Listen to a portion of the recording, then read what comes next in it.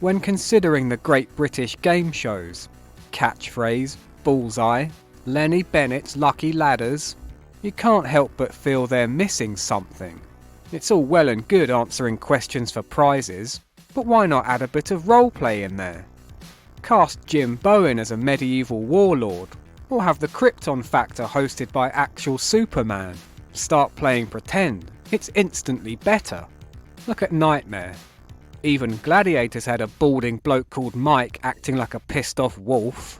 How comes there aren't more shows like this? Oh yes, because it's almost always awful. An embodiment of the genre, ITV's Scavengers sent its contestants into the deep space of a post-apocalyptic future, led by not quite the first man you'd think of as humanity's saviour. The time, the future. The place, deep space. Aboard the mothership Scavenger, the shuttlecraft Vulture prepares for takeoff. At the helm, Commander John Leslie. Hear that? He's not a character, but the John Leslie from 1994, presumably put in cryogenic stasis when Earth preserved its mightiest specimens before the coming galactic genocide. To scavenge, salvage and survive with honor. These are the Scavengers. Who else would have been on that mid-90s arc? Stephen Hawking? Joe Guest? Stato? The scar on his eye is testimony to having seen combat, and one wonders if the commander found a moment's wistful pause, striding over battlefields of bones, to remember his old Blue Peter pals. They'll all be gone now. Anthea, Three Names Jordan, even George the Tortoise. All dead. The space armour's got muscle shapes on, right down to the cum gutters, including boob shells for the ladies, possibly to protect them from... Supposedly John hit the gym and bulked up by a stone before filming, but the fake pecs just accentuate his stringy arms. For a dystopian hellscape future fighting for resources, everyone seems pretty chill about it. Well, I hope you're ready, Scavengers. What's so funny? Cyclops awaits. It's a deadly serious business out there. The pre-game interviews are scintillating. Peter, are you naturally strong? I'm not really sure. Though I suppose, in keeping with the theme, he can't exactly ask the usual. And what do you do for a living? I'm assistant manager at Barclays in Nuneaton. I work in the clone factory on Zyron 6. So we're looking for lots of strength from you today, Peter. Well, I hope you get it. I've had some beans, you may get something else. No wonder we lost the space war. Bunch of bloody jokers. Do you complement each other well? I think so. I think the colours go well together. Contrast. Calm down. It's just banter between friends. Actually, it isn't, as teams consist of randomly put together strangers. Okay, Dean, Mark, you've been assigned together by the android. How are you getting on as a team, Dean? We're getting on very well. We seem to be working well as a pair so far. John's got a stern, pointy knockered android helper, imaginatively named Android, and I can't believe she didn't become a Jet from Gladiators level crush for 90s men. There's a will they won't they tension between them. Wonder if she's got a human fanny, or if John would be happy putting his chap into a cold pipe. You enjoy this, don't you? Incorrect, Commander. I am not programmed to enjoy.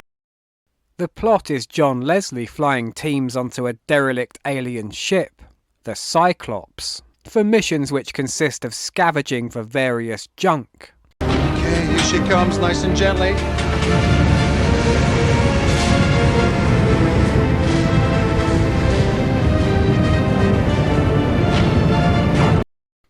Housed at Pinewood, the set is enormous, a steel maze of corridors and platforms, guffing pipes and swinging chains, metal gantries flooded with dry ice and spurting jets of flame.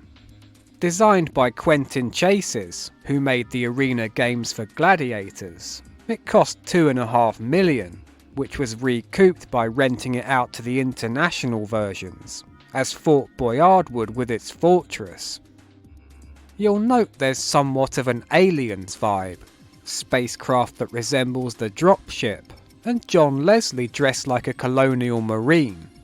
The aesthetic similarities aren't coincidence, as Scavengers was produced with Carlton in association with 20th Century Fox, rights holders to the Alien franchise, under the working title Aliens, the Game Show, before it got nixed by Ridley Scott and rebranded into something more generic.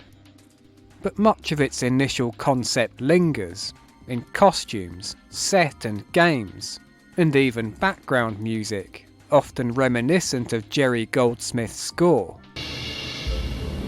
Remember, you've got 3 chances, so don't panic if you hit one of those red lights. Do the sides first.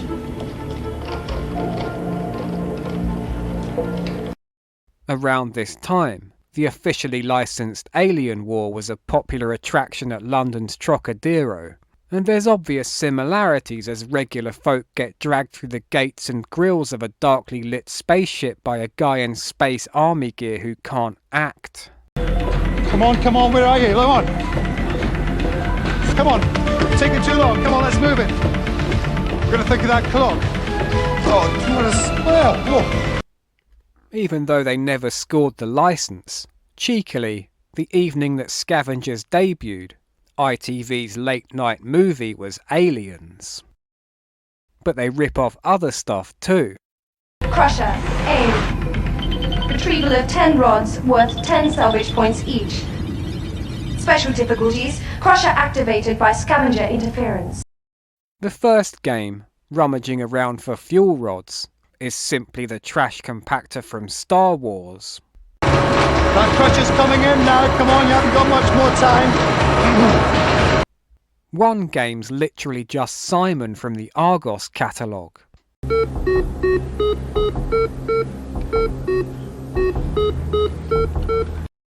Every storyline-based game show, from Master Spy to Crossfire to Scavengers, has the problem of designing challenges which tie in with the theme.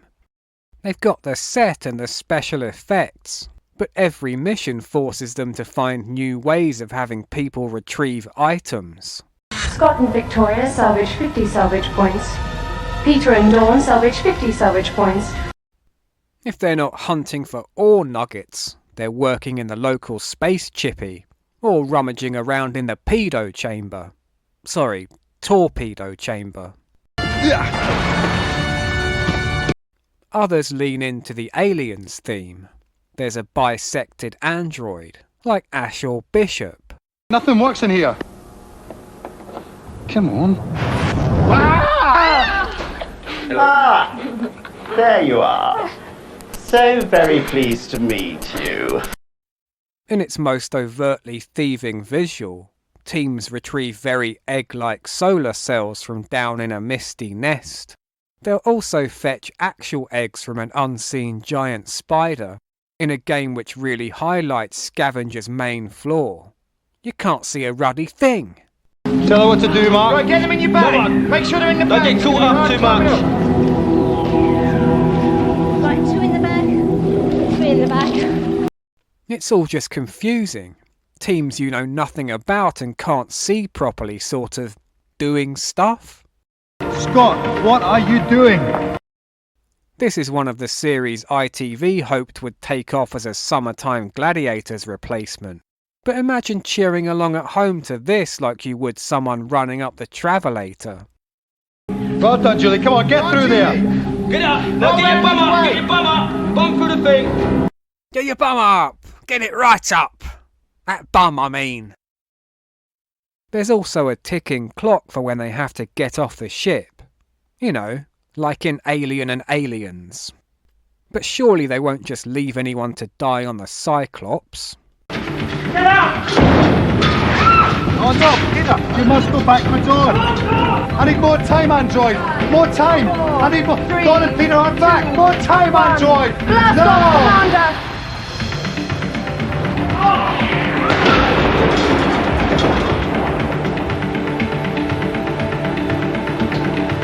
Sorry! They're with Anthea now. To be fair, that net's pretty lethal. Look at Norman Wisdom here from the next episode. It's a tough universe out there. I don't like leaving anybody behind, but I don't call the shots. Somebody else does. Yeah, everyone seems really cut up about it. If the countdown don't kill you, you might drop dead from exhaustion, with endless climbing and running between games, everyone bombing to the next location in all that armour, up and down ropes, crawling through vents, none more so than their fearless leader. Hands up, watch the torpedoes now when you come in. Really establishing John Leslie as sci-fi's next leading man of the ludicrous action inserts, with each episode having a B-plot where he faces off against the series villain. Android! Android! Commander, this is your only warning. You are trespassing on my ship. Who is this? I am Lord Tanag. A fearsome hybrid of Predator and the clown from Spawn, Tanag is the work of Bob Keane, one of the team who designed Jabba the Hutt, with credits on films like Hellraiser, Nightbreed and The Never-Ending Story. Though the two never meet face to face, Tanag is constantly plotting John Leslie's downfall, sending easily dispatched mercenaries and bounty hunters his way, giving him a chance to showcase his acting.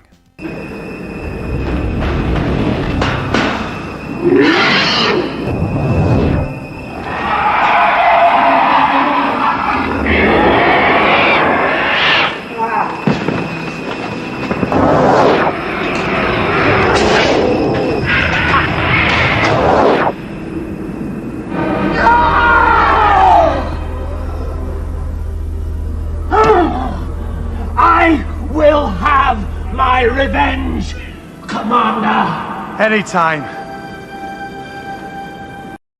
All this campery is where Scavengers excels, populating its world with colour, and though the actual games are boring, the in-between stuff's packed with fun little moments. Monsters popping their heads out, cameos from creatures in masks or rubber goblin puppets that someone designed and built for about 2 seconds of screen time. Not a lot of space here. We're going to find a hatch to get ourselves out on the gantry. Let's try one here. I mean, you can't imagine this happening in Tom O'Connor's Crosswits. Don't move. Don't move. It's okay. I've got it. It's okay. It's just a friendly limpet, you know. It's all right. They can fly through the air. You know, they're very friendly creatures. Watch. There it goes. There's more clip art explosions than a Neil Breen film, and sometimes the aliens get involved in the games, firing from the balcony for a little explosion.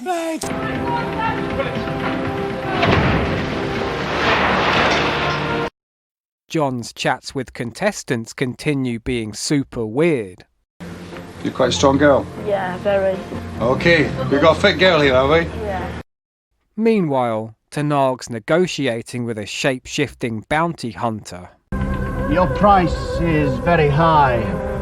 Show me first, before I put a deposit down.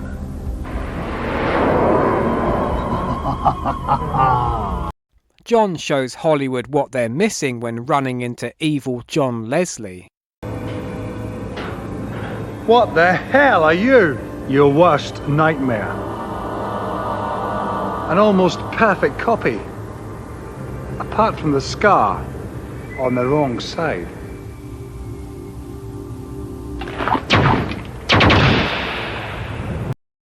Oh no, the good John Leslie's dead. Wait, it's just a mirror. Brill joke, good John Leslie. What's Jay Leno doing here?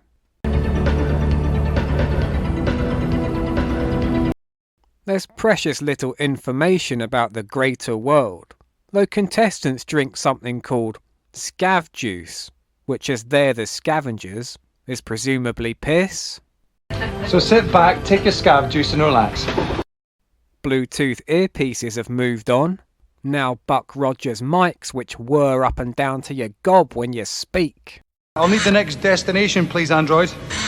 Destination data, Android. And the gender barrier's a thing of the past, with men and women on equal footing. I can't pull it out. Do you want to try? Go, get out the way, get out the way. Oh, you can. Thanks. Good girl. Good girl. Go for it, girl. Good girl. Good girl. Good girl. Put him on. I'm getting them. Stop the other guys. Don't shout at me. Do it. Gained a few points there, kid. Okay. Smiling, it's good. When you sin more than one, the episodes blend in together. More running. Come on, let's move it quick as you can now. Watch the chain.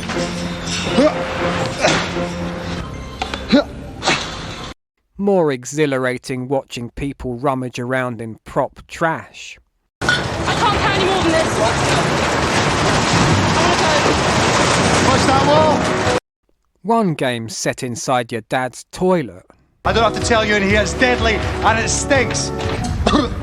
Try not to breathe in too much. Toxic fumes. As a commander, John's sometimes like the fella off Full Metal Jacket. Go, somebody go back down in the water. Go back down in the water and pick up the ones that you've dropped. Get down in the water and pick up the ones that have been dropped. Get in there, Mark. Get back down in there. Come on, you got time. Go and get them. Move it. But we all make mistakes. I just won't tolerate another one, okay? And other times very encouraging. So remember, Victoria, scavenge, salvage, and survive with honour, okay? The core of a good leader is that no man's left behind, unless Android's arbitrary countdown runs out. Nobody gets back in time in episode 3, almost causing John to mutiny. Blast off, Commander! No! I'm not flying this thing, Android. The choice is yours, Commander. Either you do or I will. Prepare to clear Cyclops now!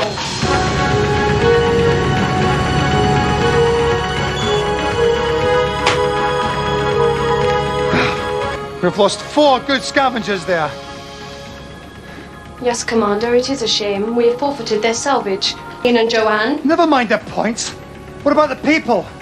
With no post-game chat to be had, they fill the time by fanning the flames of sexual tension. As it's just you and me, perhaps we could take this opportunity of getting to know each other a little better. But, Commander, I already know everything that there is to know about you. Not everything, Android. Well, I will look forward to an update. I'll take you home. Things must have gone well. Commander, commence docking procedure. We could probably do with some TLC after a battle with a half-visible shadow man.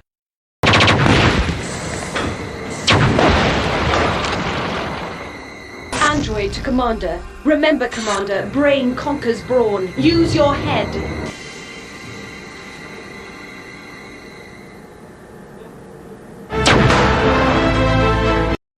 John Leslie's dead for real this time. What a cliffhanger.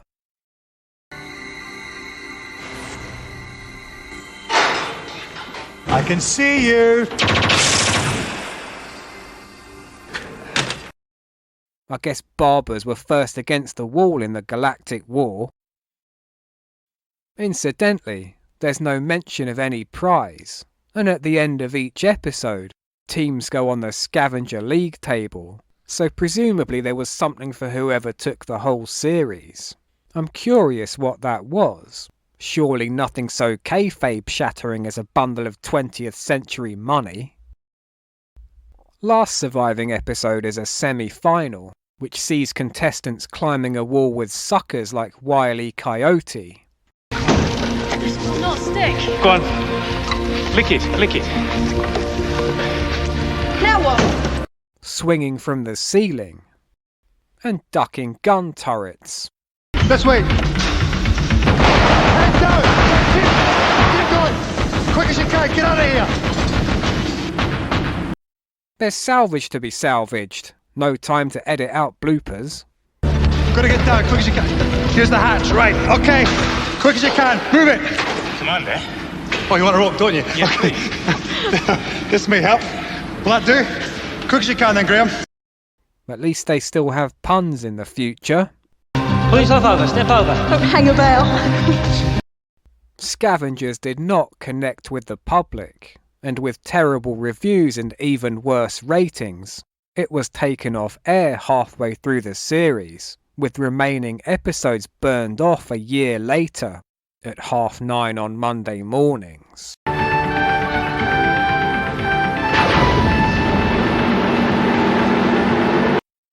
There's almost a kernel of a good idea here, but it's hard to get into a show where even contestants don't seem to know what they're doing half the time. Should I tell you, you're getting no flasks up because you haven't stopped the leak. You have not stopped the leak. Until that is watertight, you will not get one flask out. You must work as a team and stop the leak. There's water coming out there. Nigel, look. It's an odd mix, with genuinely impressive sets and creature work, plus a writer from Chucklevision, the director of Jimmy Tarbuck's Full Swing, and John Leslie as leading man. The action feels more Roger Corman than James Cameron, but everyone's fully aware that it's all very silly. Hey!